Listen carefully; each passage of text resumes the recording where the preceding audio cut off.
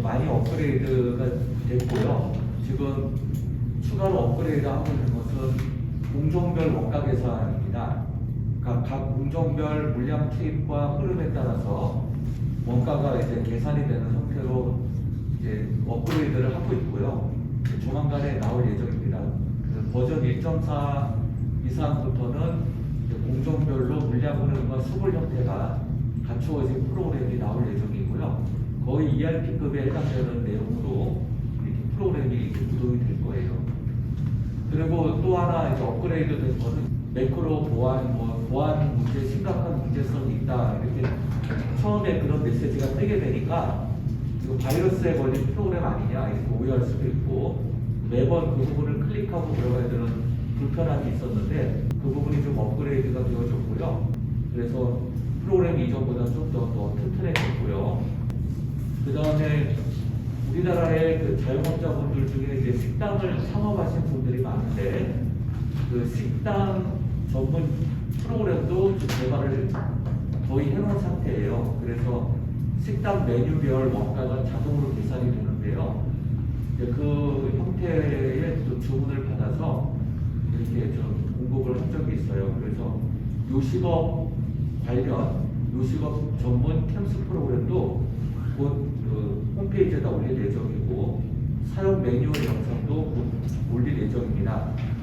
그리고 오늘 그 배포해드린 프로그램에 대한 그 사용 매뉴얼 영상도 아까 보셨던 것처럼 이렇게 애니메이션 형태로 영상이 만들어져서 유튜브에 또 올라올 예정이거든요. 그래서 나중에 유튜브 검색해보면 캠스 프로그램 사용 매뉴얼이 영상으로 알기 쉽게 그 방송이 될 거예요. 그거 보시면 업무를 보시는데 좀 많은 도움이 되실 겁니다. 그 다음에 이 원가 분석 프로그램은 그 프로그램의 특성상 그래프가 많이 나오기 때문에 이 노트북의 해상도가 좀 좋아야 되고요. 그 다음에 또 하나 특징이 뭐가 있냐면 이 프로그램을 사용하기 위해서 램 기가가 있어요. RAM 램 기가가 8기가 정도 되면은 속도 면에서 좀 느려요. 램을 16기가로 업그레이드된 노트북을 사용하시기를 바랍니다. 그 다음에 해상도가 지금 저 해상도가 얼마에 맞춰져 있냐면 여기 디스플레이 해상도를 권장 사양까지 맞춰주세요. 개발이 되고 인스톨 파일로 작업을 한 거기 때문에 처음에 왼쪽 마우스 클릭을 하면 설치가 안 될 수가 있거든요. 그래서 다음에 이제 설치 파일을 닫게 되시면 오른쪽 마우스 누르셔서 관리자 권한으로 실행하시면 돼요. 그리고 예 버튼 누르시고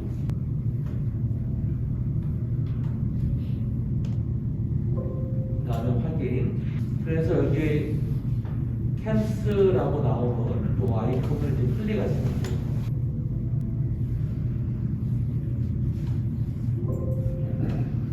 자, 여기 인증번호는 한 번만 입력을 해주시면 되고요. 인증번호는 CAMS 20210631 그리고 엔터. 그리고 아이디는 유저 1 엔터 누르고 1, 2, 3, 4 그런 다음에 여기 제품별 원가 분석 프린트물을 보시고 이제 회사 등록을 할 건데요. 회사가 제가 아무것도 안 떠요. 그래서 회사 추가 등록 버튼을 누르고 그 다음에 확인 버튼 누른 다음에 여기 커서가 깜빡이고 있죠? 네, 엔터 누르고 이 회사에 대한 내용을 이제 다 입력을 할 거예요. 그래서 바로 열고 주 원가 회계공업 나중에 이렇게 배우신 다음에 직원들을 두어서 입력시키면 됩니다.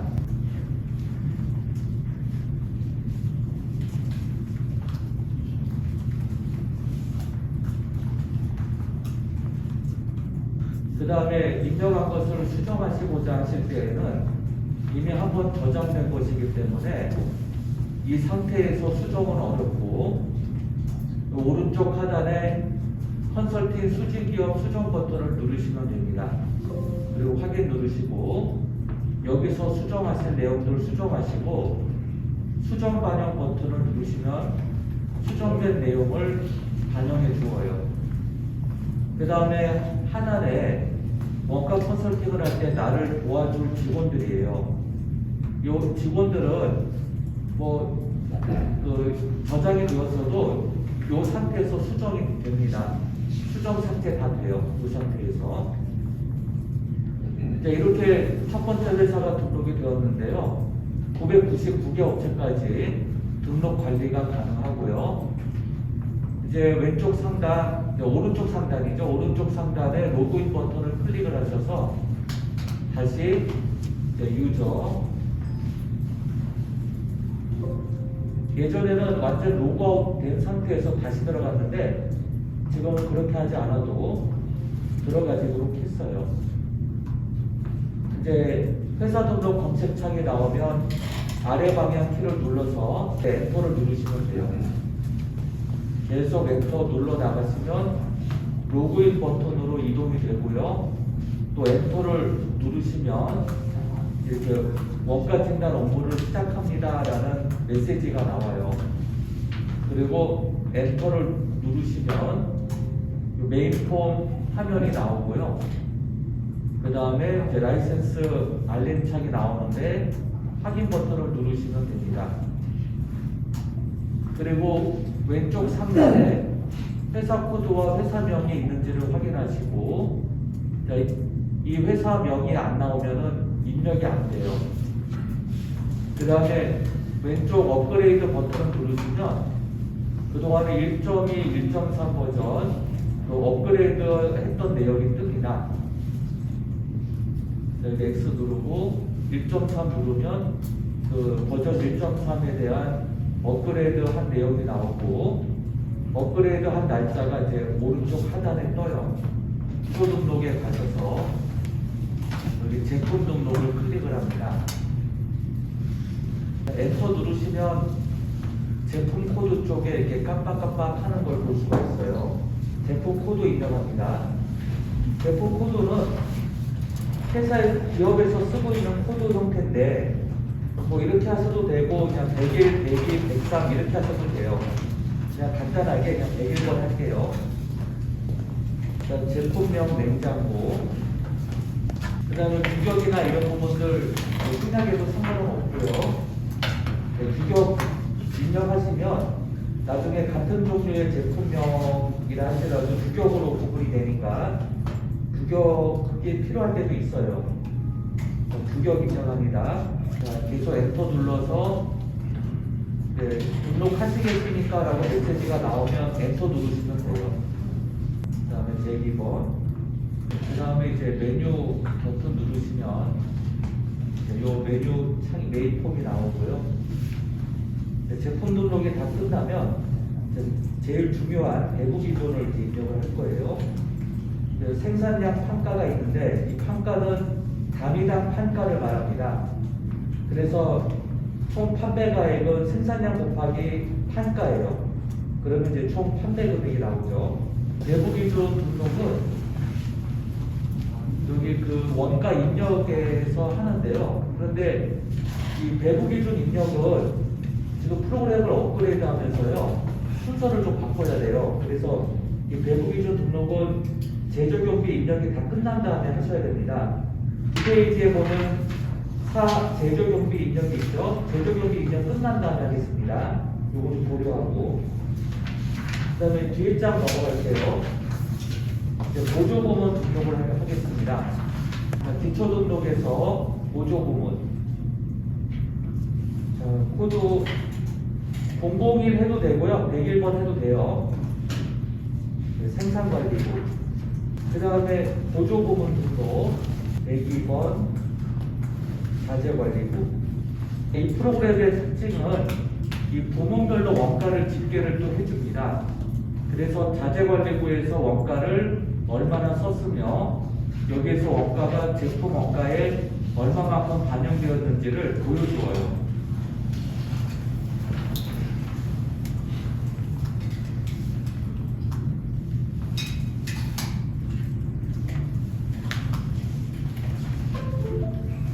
이제 보조부분 등록이 끝나면 이제 개정 과목 등록을 할 건데요. 개정 과목 등록을 하기 위해서 기초 등록에 개정 등록으로 들어갑니다. 개정 과목에서 원가가 계산이 되기 때문에 개정 과목 등록이 제일 중요해요. 회사들마다 개정 과목을 다 용도별로 다 다르게 쓰다 보니까 표준된 개정 과목은 없습니다. 회사에 맞게 개정 과목을 컨설팅 해주고 개정 과목을 등록을 해주어야 돼요. 여기 그 개정 과목 보면은 항목 분류, 추적 분류, 행태 분류 이렇게 쭉 있죠. 그 계정별로 추적 분류와 행태 분류가 세팅이 되어줘야 이 계정 금액, 계정별 원가를 입력을 하면 자동으로 원가가 배부가 되어져요. 그러면 계정 등록 하겠습니다. 101번 원재료비,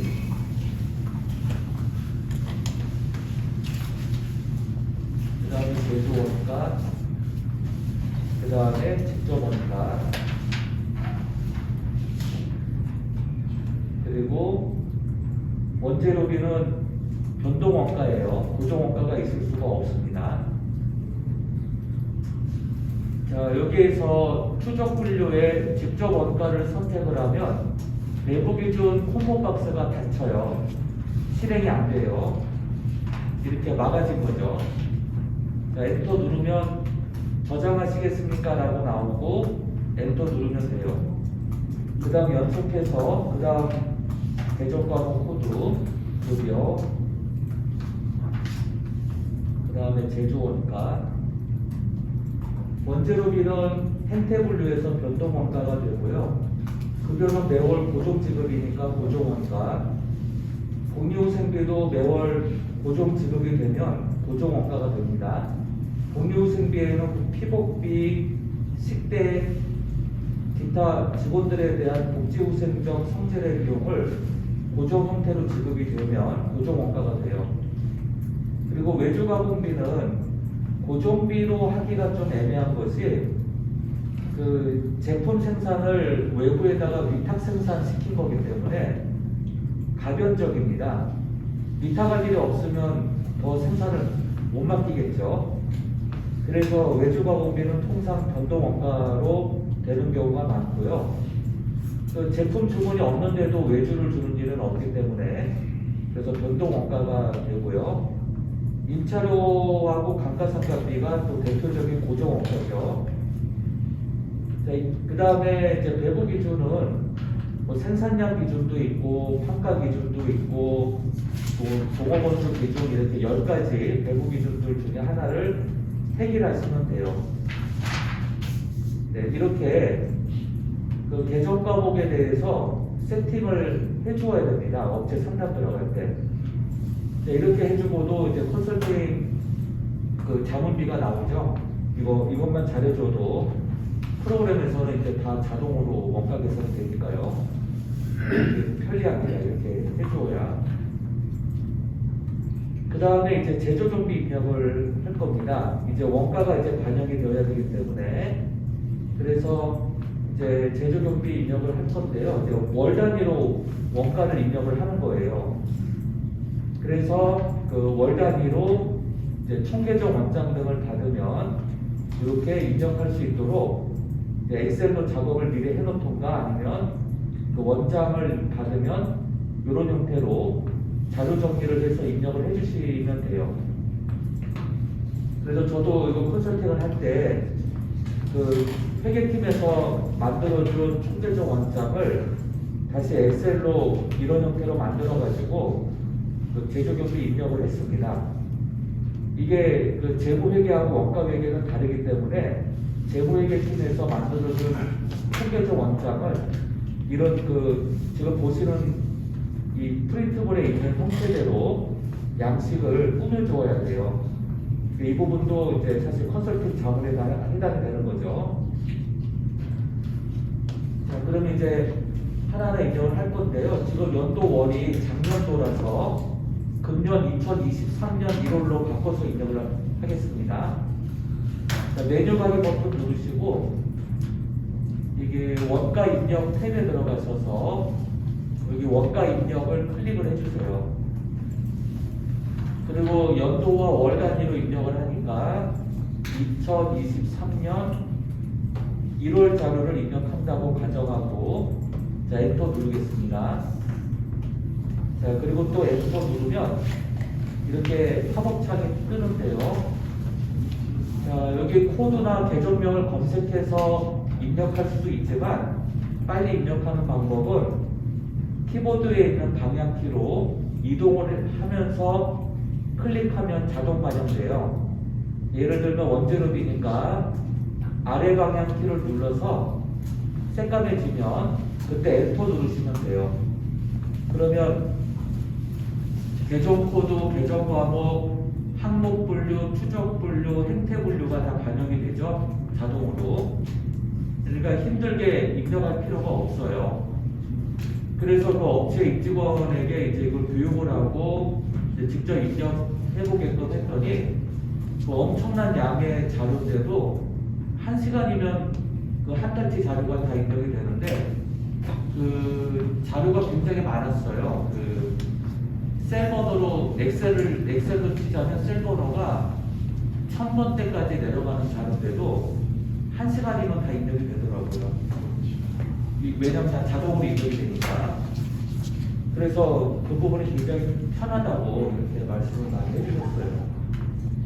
자, 이 상태에서 이제 엔터 누르시면 되고요.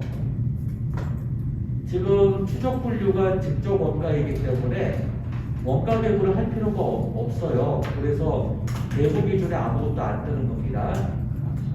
자, 금액은 이제 4천만 원이니까 40,000,000 엔터. 자, 그리고 직접 원가이기 때문에 추적 대상이 되는 원가를 이제 대상을 지정을 해줘야 되거든요.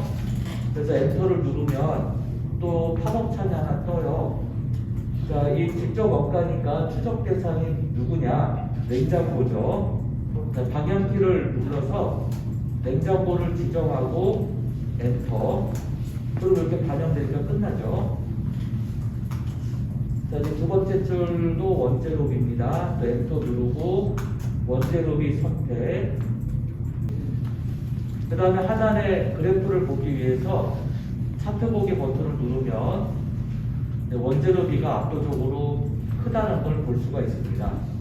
이제 이 작업 종료 버튼을 누르면은요, 여기 메시지 창 있는 내용을 자세히 보시면, 요 데이터를 그 제품별 배부 기준에 들어가고 원가 계산에 또 반영이 되고 또 엑셀 업로드도 되긴 하는데 배부 기준 입력한 게 삭제가 돼요. 그러니까 제조 경비를 먼저 입력하시고 배부 기준을 입력하는 겁니다. 이게 순서가 좀 바뀌었어요. 이 업그레이드 하면서요.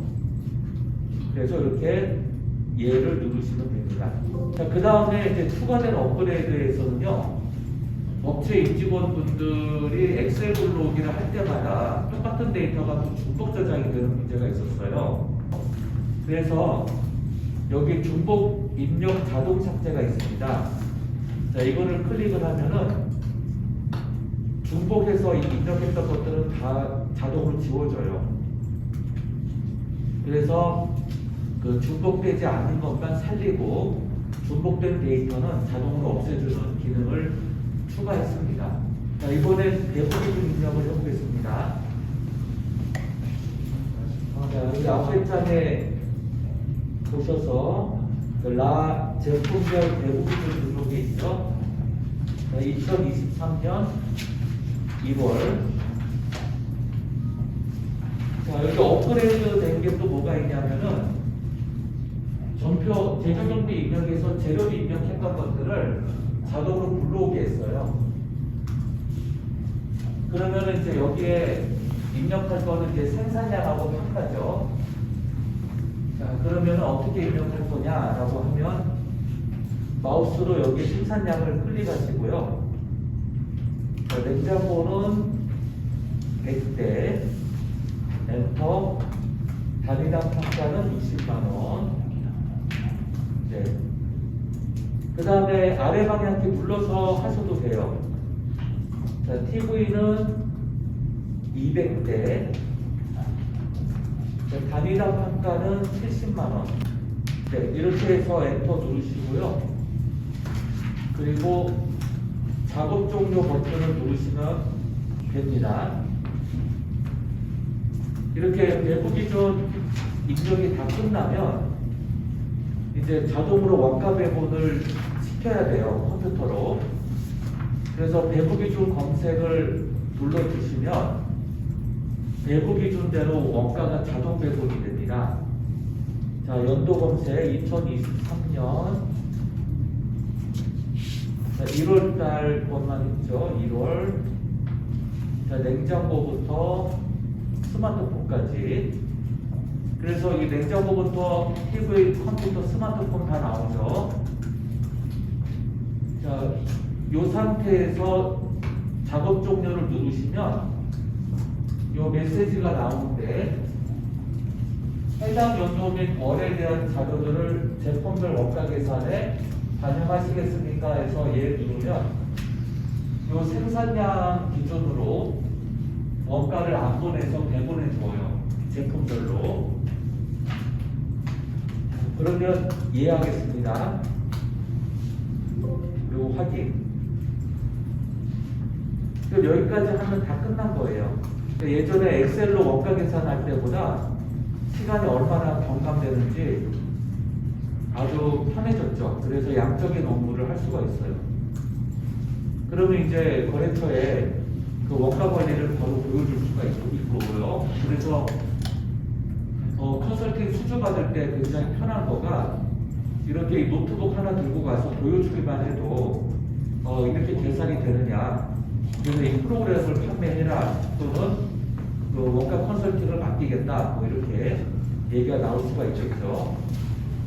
자, BMP 분석 들어갑니다. 확인.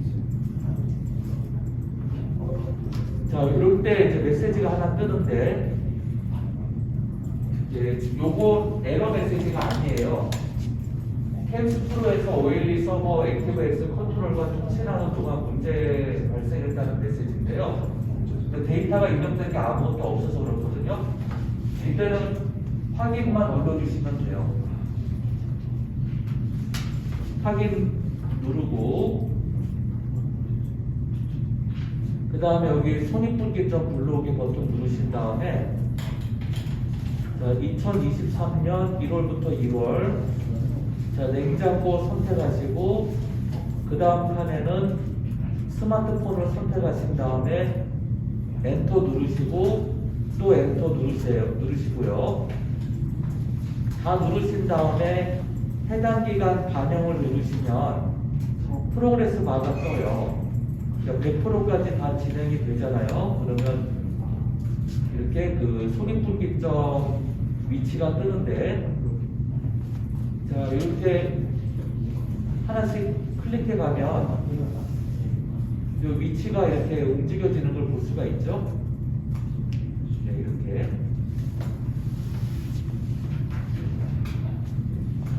그 다음에 이제 손익분기점 진단에 따른 점수와 매트리스 진단 점수가 나오고 총평점이 나오고 이런 형태의 텍스트를 볼 수가 있어요.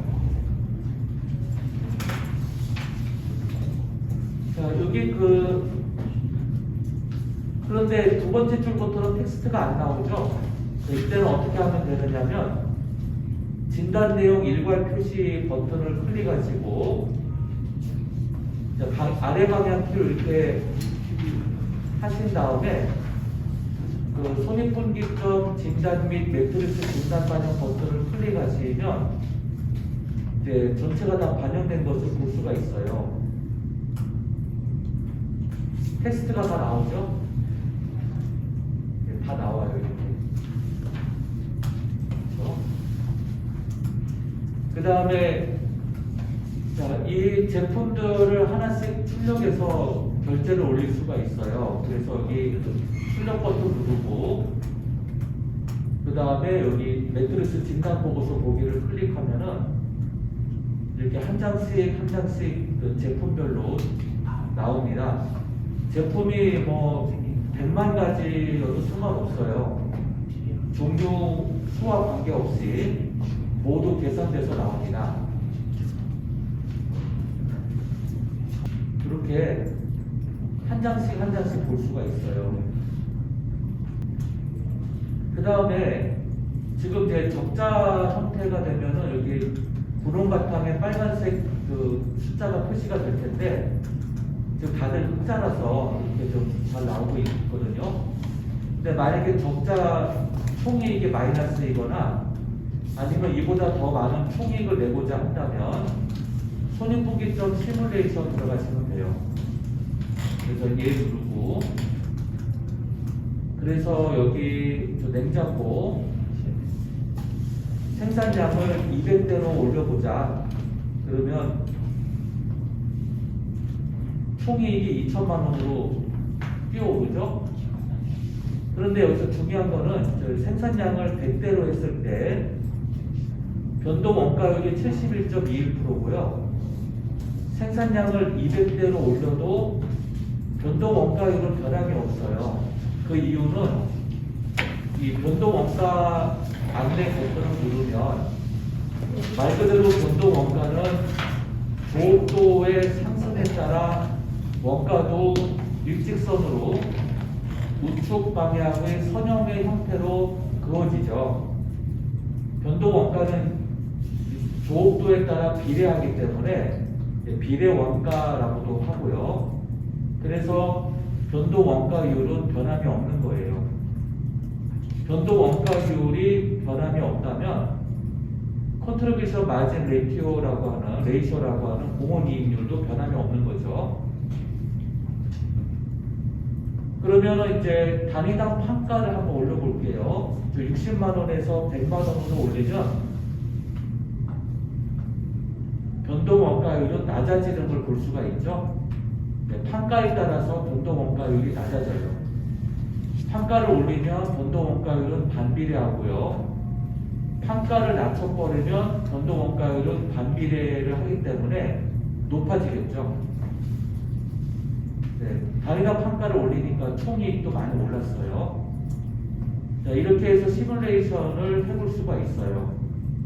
고정원가가 높아서 손실이 나면은 그때는 어떻게 되나요? 생산량을 올려야 되고요. 변동원가가 높아서 총 손실이 나면은 단위당 판가를 올려보는 겁니다. 이런 식으로 기업에다가 적정 생산량, 적정 단위당 판가를 제시해 줄 수가 있어요.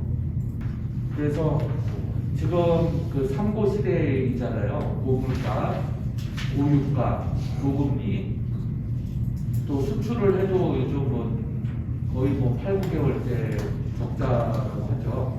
그러다 보니까 기업들이 이제 양적 생산을 하기보다는 타겟 마케팅 위주로 가는데 이제 제품별로 이제 원가 손실이 많이 나는 제품은 생산을 줄이고 어느 정도 그 회생 가능성이 있는 제품은 생산량이나 단위당 판가 아니면 변동 원가나 고정 원가 등을 조절해서 컨트롤 해가지고 이제 제품을 생산을 하고 싶어 한다는 거예요.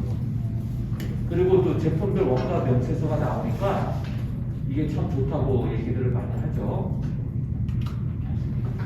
그래서 이렇게 그 매트릭스 진단에 따른 내용과 그 다음에 여기 제품의 위치, 포지셔닝에 따라서 전략적 경영도 가능하죠. 그래서 이 부분을 좀 잠깐 설명하면은 왼쪽 상단에 있는 거는 규모의 경제 이익을 창출하는 그래서 이코노믹 스케일이죠. 여기가 이코노믹 프로덕션 오브 스케일 구간이에요. 규모의 경제 생산. 그래서 해당 제품의 위치가 여기에 포지셔닝이 되어 있으면 대량 생산을 통해서 고정 원가를 이제 점점 희석시켜 나가는 그런 위치가 되고요. 제품의 위치가 오른쪽 상단에 있으면 이거는 이제 픽스 코스트 오버 프로덕트거든요. 픽스 코스트가 오버된 상태죠. 고정비가 전체 판가에 차지하는 비중이 50%가 넘는다는 거예요. 자, 여기 구간에 해당하는 제품은 어떻게 해야 돼요? 생산량을 높여서 왼쪽으로 이동시키는 전략으로 상담을 해줄 수가 있겠죠. 그 다음에 오른쪽 하단에 있으면은 고정비보다는 변동비 과다 제품이니까 이로 인해서 문제가 되는 것이 공원이익이 안 나오는 거죠. 공원이익이 줄어들고 있고, 그러면 어떻게 돼요? 단위당 판가를 올리던가 아니면 변동비를 줄이는 방향으로 상담을 해주어야 되죠. 여기 그 텍스트에 이런 내용들이 다 나와 있어요. 이 포지셔닝에 따라서 텍스트가 나옵니다. 그래서 가장 좋은 게 뭡니까? 여기에 위치하는 거죠. 즉 TV가 보면은 200대 생산에 단위당 판가가 70만 원인데요.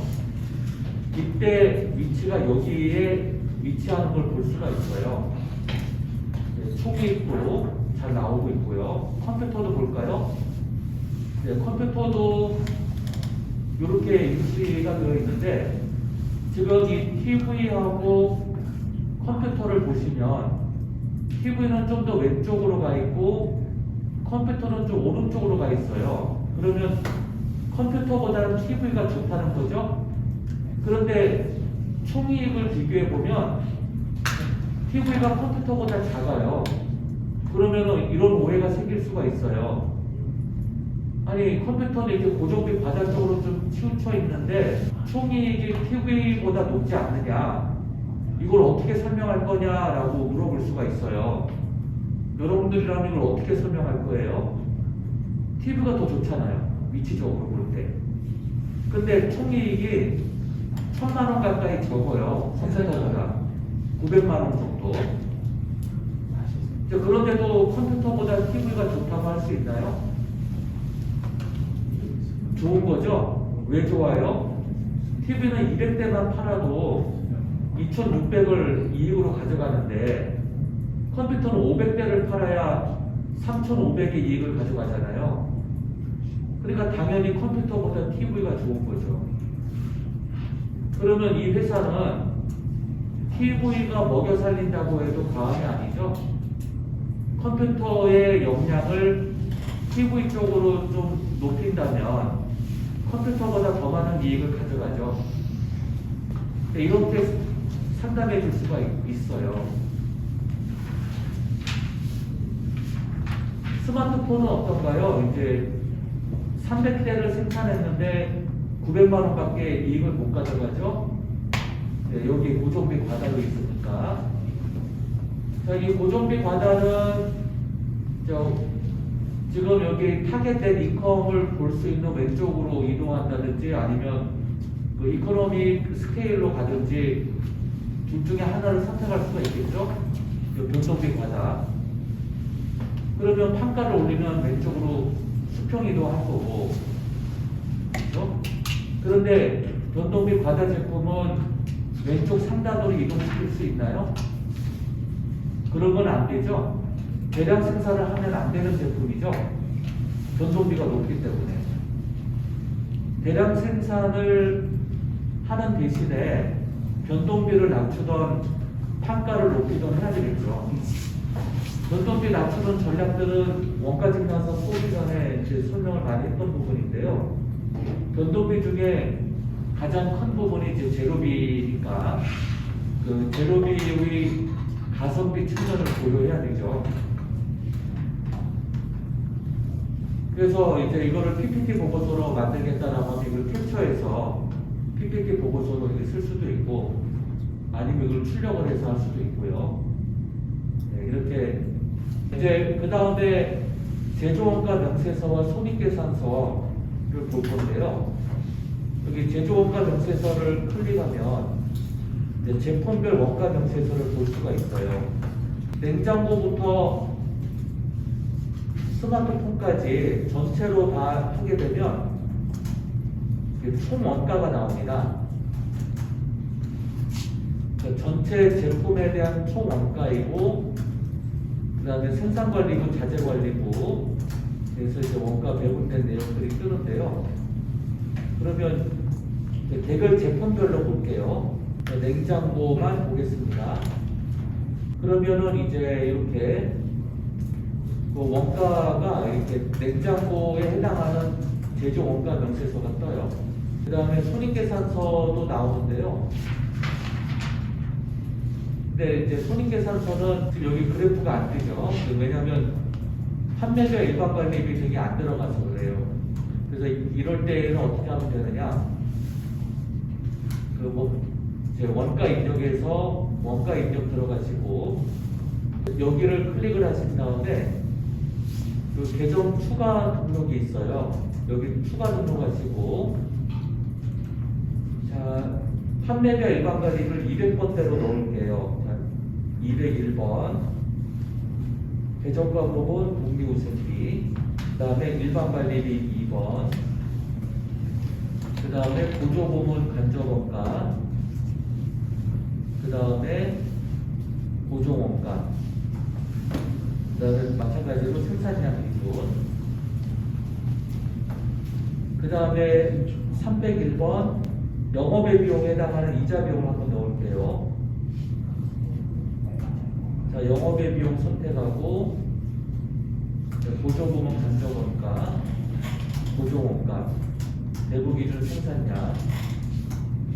자, 이렇게 한 다음에 이제 메뉴 가기 버튼을 누르시면 되고요. 여기에서 전체 불러오기 버튼을 클릭을 하시면 불러와지죠. 복리후생비 선택하시고 100만원. 그 다음에 이제 일반관리비니까 뭐 보조부문 선택을 안 할게요. 그 다음에 이자 비용 500만원 이렇게 넣고요. 네, 그 다음에 이제 작업 종료 누르고, 그 다음에 이제 내부 기준 입력으로 한 번 더 들어가야 돼요. 지워졌죠? 이게 추가 입력돼서 지워진 건데요. 이 부분만 다시 입력해 주시면 돼요. 그래서 생산량 100, 단위당 판가 60만원, 그 다음에 200, 단위당 판가 70만원, 그 다음에 500, 단위당 판가 80만원, 그 다음에 300, 단위당 판가 50만원. 그렇게 하고 이제 작업 종료하시고 내부 기준 검색에 들어가서 이렇게 하시고 작업 종료. 그렇게 한 다음에 이제 손익계산서 들어가셔서 복리후생비 99,909원, 이자 비용 45만 4,545원이 생산량 기준만큼 원가 배분된 거를 보여주죠. 아까 그 복리후생비 100만원 입력하고 이자 비용 500만원 입력했는데 원가 배분을 해서 금액이 쪼개진 거예요. 이렇게 상황을 그대로 보여주고 있고, 출력을 하면은